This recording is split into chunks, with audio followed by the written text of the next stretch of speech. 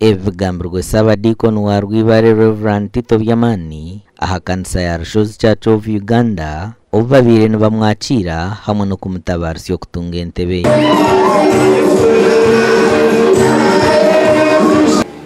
Ukashamba byake 13 ukashamba byake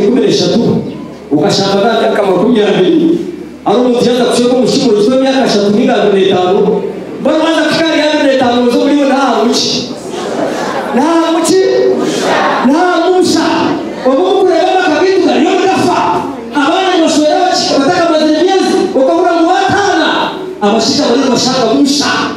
Reverend Tito yihanangiriza abakristayo okurekera aho muzego kuzomba fumu. Abanye wari mutine kumuhimisa kuko zireki kwashemereye manya n'uruhanga manya umukomo bwa muri kintu cyo kureba umusomo manya buratarikirize naho yemereye naho basi kurotagizota kurotaho ati dikon twetisa bayina wewe runako kureba kugambo kuhurira okora and when so let's do God. But when we come here, twiza oburawaye teisa omutima kwache ndagurije nango mwentu bireba tushoberwa oreba umuntu yarwo mudini yazo mu ndijo yatakagambure yose mworire myaka nemyaka nango mwe nomwe ore najati nareba narango mhango kandi obwe ranga ryomwe obwe mbuba buryo bahabe bwe kika cyamani.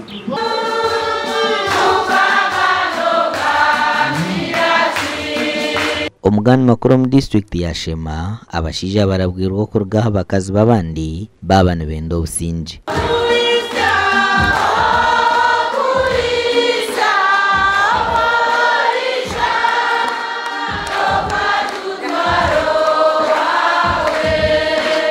Ebigambirwa hakanisa ya Kinyemi aha kujaguze kiro cya Mariamu hamwe no kusima kwa Sara agaba ahabwo kombeke kanisa. Kija nimbaterero muranga kugira ngo mwesasire abakazi babandi muze abakazi banyu mubareberere nawe omukazo wawe nabasa kubonera kusinga no go kureberera umurubaju fayo munonga oreberera omukazi wawe naja kongera kuba murungi omurebe niwe omwegombe. Omujwecero wa Mothers Union Annette Besimbe nuwaburire kandi ayihanangiriza abakazi okurekeraho kushisha makaga bagenzi babo. Azacergaha amakageyo kasiga wakashenya ngwiwangambe tugambera n'ebya zaburi ebyo kweshongora tugambera n'ebyo kanisa tugambera n'ebyo kujunwa ebyo byo kutera kamaka ebyo kutera amahembe ebyo kuterana n'abatahi bitu.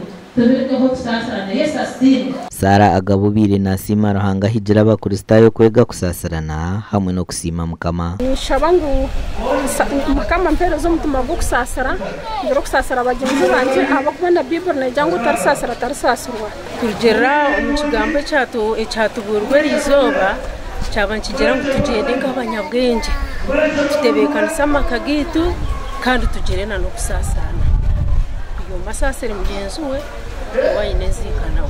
Sente zone zirundinwe zitirwa hakombeke kanseji.